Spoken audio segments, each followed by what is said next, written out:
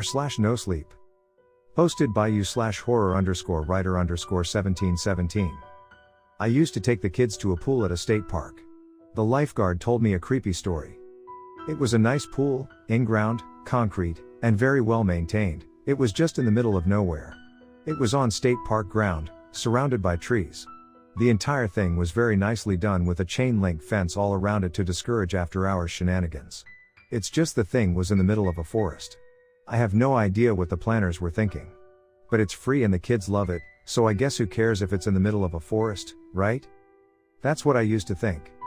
I took the kids one day and forgot to bring a book to read, so I was bored. There's only so long you can stare at kids splashing around in the pool. I don't know how the lifeguards do it. I guess that's why they take turns every hour or so. With boredom my only companion and absolutely nothing else to do but bake in the roasting sun, I decided to talk to the lifeguard who was on duty.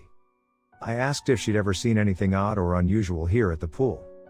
She took her eyes off the kids for just a moment to size me up. "Are you sure you really want to hear?" she said, turning her attention back to the swimmers. "Sure," I said. "Because once you hear, you won't be back," she said. I hesitated for a moment, then chuckled to myself, sizing her up. She was a thin girl that looked like she might just be out of high school or maybe a year or two into college. I imagined there was some story of a party gone wrong or some kid that nearly drowned. In the back of my mind was the thought, what if she's playing me? I decided I was bored enough not to care. So I nodded. "Yes, I'm sure," I said. She leaned closer so that only I could hear the story she told. All the while watching the kids and never making eye contact with me. This was the story she told. "I've been a lifeguard here for 3 years during the summer to help pay my college bills. Since a lot of lifeguards come and go, it was easy to get to number 1 in seniority. I was the only one who was full-time and had some benefits, like insurance. Everyone else was part-time and came and went quite often. Lately, we've been having trouble keeping people. We've had to cut some of the pool hours. I couldn't be here 7 days a week, although my boss seemed to think I could. At first, I thought our dwindling workforce was due to the current worker shortage going on across the country. Why work here when you can find something better?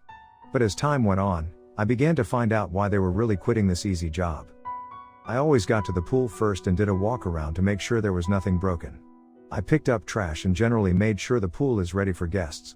After that, I opened the lifeguard shack and tested the levels in the pool.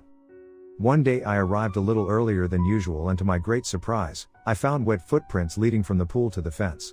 The pool stays uncovered at night and it's possible for someone to sneak in. However, in the 3 years I had worked here, no one ever had. As odd as this seemed, what was ever odder was the size of the prints.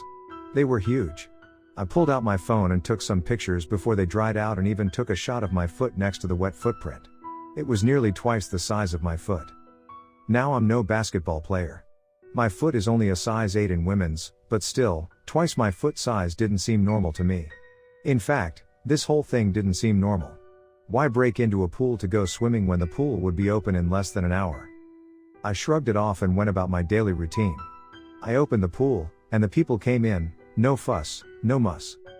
At the end of the day, I got another surprise. When I went to clean the filter, it was full of hair. Now don't get me wrong, there are usually some odd things in the filter, and hair is not the oddest. I once found an eyeball floating in the filter.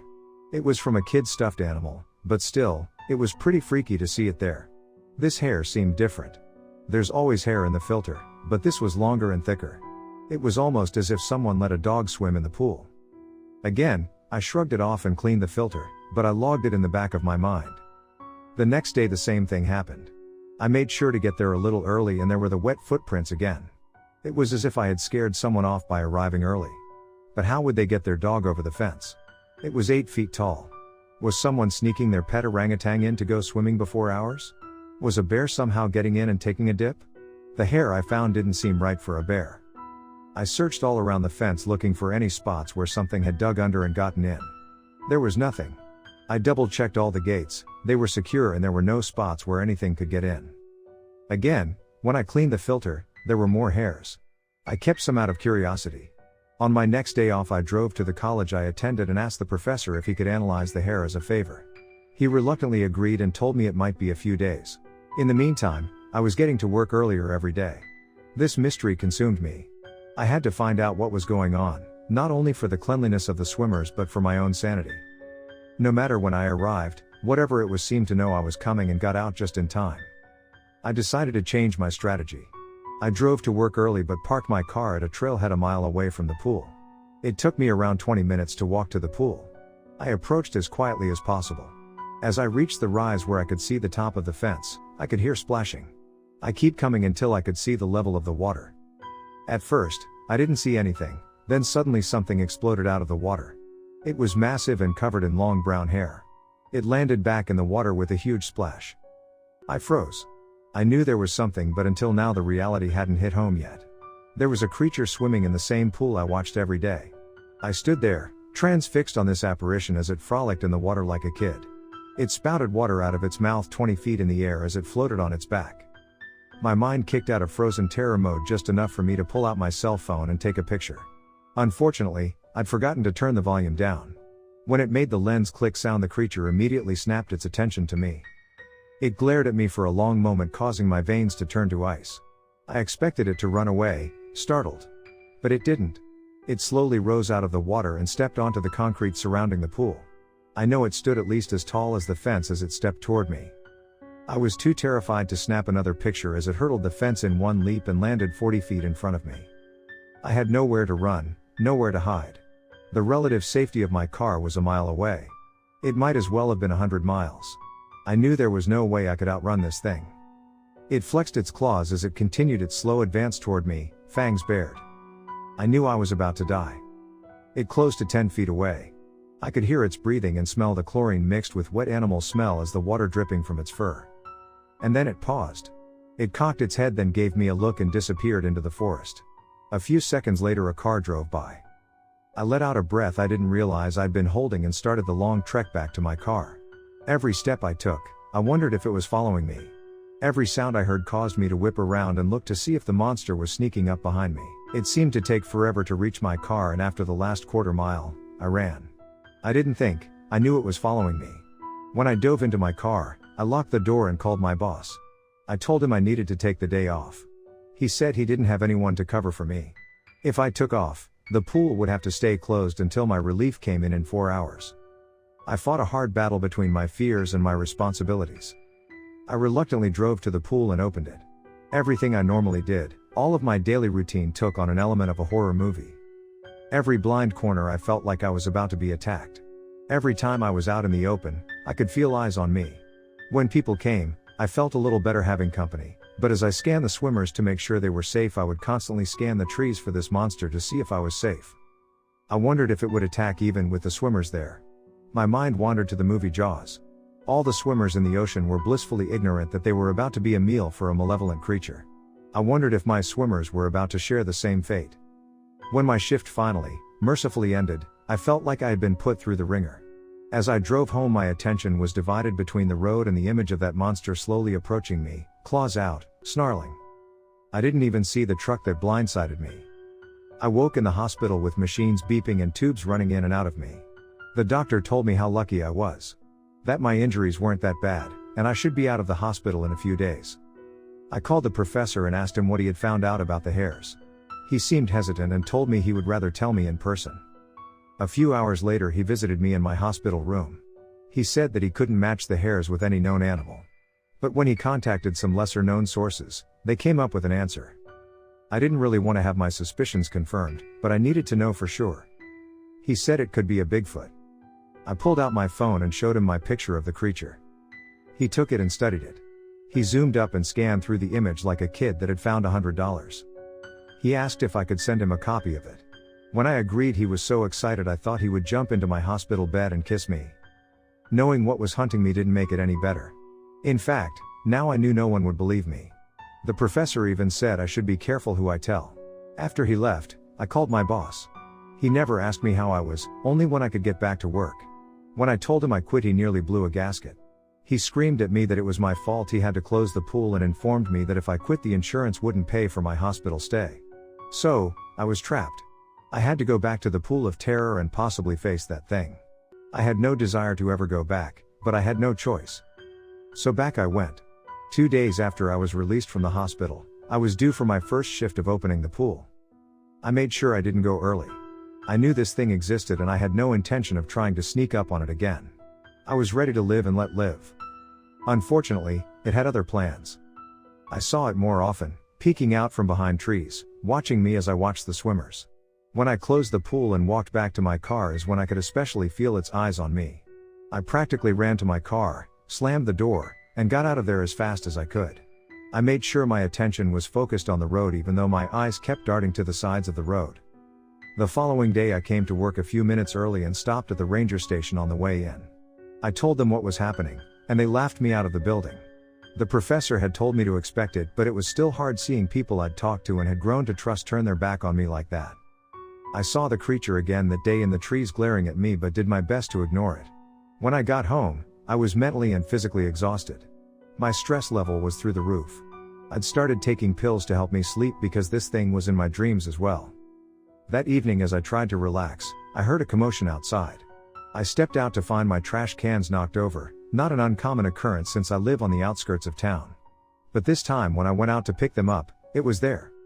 It stood there much the same as the first day I discovered it, snarling and flexing its claws. I stood there, mind froze in fear, wondering at this dreadful apparition that stood before me. When it took its first step toward me, my fight or flight mode kicked in. I ran inside and locked the door.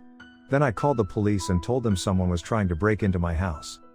The monster helped corroborate my story by breaking a window while I was on the phone. I ran upstairs and hid in my bedroom closet. For a long time, there was a dreadful silence. What was it doing?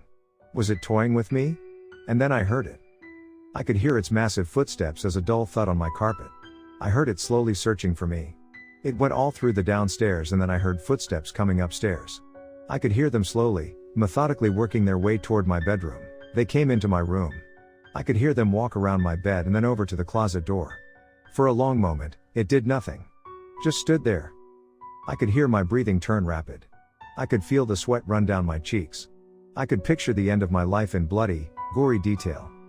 The door swung open, and I screamed. "Ma'am, it's all right," I heard. I opened my eyes to see the police officer standing in front of me. I blinked hard to make sure he was real, then threw myself into his arms. He held me for a moment, then pulled me away. "Are you all right?" he asked. I couldn't answer. My mouth wouldn't work. It took me a few minutes to be able to form a few words. "Is it gone?" I didn't see anyone, and I searched the whole house. I nodded automatically, not really hearing what he was saying. He said the only thing they could do was patrol the area more often. He left shortly after, leaving me to my terrified self. There was no way I'd be sleeping anytime soon. I stayed up all night watching movies. Mostly comedies, anything but horror. When the time rolled around for me to go to work, I wasn't up to it. I called the boss and told him I was sick, but he wasn't having it. He demanded I come to work anyway. I got an extra large coffee on the way to work that day, wondering how I was going to stay alert enough to watch for swimmers. When I got there, the answer was already provided for me. As I started my daily routine, eyes darting to the trees, I saw there was something floating in the pool. It took every ounce of courage I had not to run to my car and never return. I slowly approached it and saw it was a deer, at least what was left of one. Its throat had been slashed and blood hovered in the water around its body. What was even more disturbing was there was a drawing on the concrete.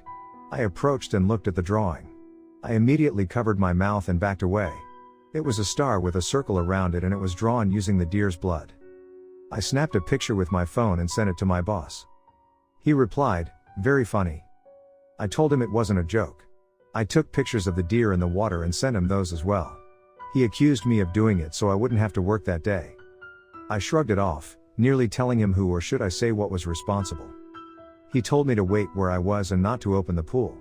I put out the closed sign out and covered up the pentagram with a tarp. When people started showing up to swim, I apologized and told them we were closed for repairs.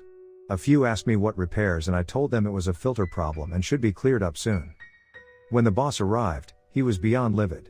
He walked around looking at the deer and the blood in total disbelief. He screamed at me that the pool would have to be completely drained and cleaned. He threatened to make me pay for it. I told him I had nothing to do with it, and if he tried to blame me, I would call the police and press charges for harassment. That seemed to settle him down a little. He told me to try to get the blood off the concrete while he started the process of draining the pool.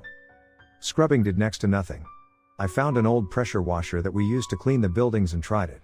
That seemed to work and pleased the boss that he wouldn't have to pay to have it sandblasted. All this time, I kept an eye on the woods, looking for my hairy stalker. At times I caught glimpses of him as I cleaned up the mess I know he had left. I wondered at the ramifications of him killing the deer and making the symbol. I wondered if he knew what he was doing. After a long day of cleaning and listening to the boss griping, I finally got into my car, exhausted. As I drove home, I saw the monster on the side of the road. I was tempted to run it over but didn't think my car would survive it. As I was about to pass him, I saw him holding a deer by its neck and legs. To my horror, he threw the deer at my car. Time slowed as I had no time to react. Instead of hitting the brakes, my foot slipped off the brake pedal and hit the gas. It turned out to be a good accident. The deer hit the back of my car instead of the front. I truly believe he was aiming at my windshield. I didn't dare stop. I kept driving. Only once I got home did I check the damage. There was quite a dent in the rear of my car behind the passenger door, but it was still drivable. I believe if I had hit the brakes, it would have totaled my car or gone right through the windshield and killed me. I shuddered at the thought of this monster actively trying to kill me. I wondered what I had done to deserve death in the eyes of this creature. I thought back to the first time I saw the footprints. I replayed everything that had happened. It struck me that he had seen me take pictures of him and that seemed to anger him. I thought of a radical idea. It was stupid and I didn't think it would work, but it was something to try rather than having this monster stalking me the rest of my life.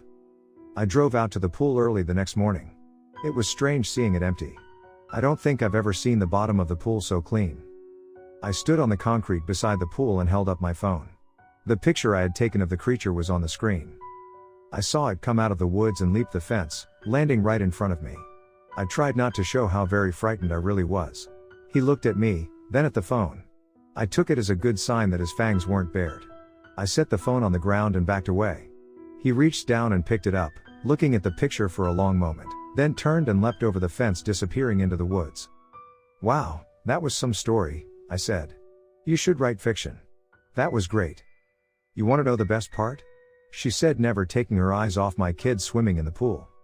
"Sure." She leaned a little closer and whispered, "It's true."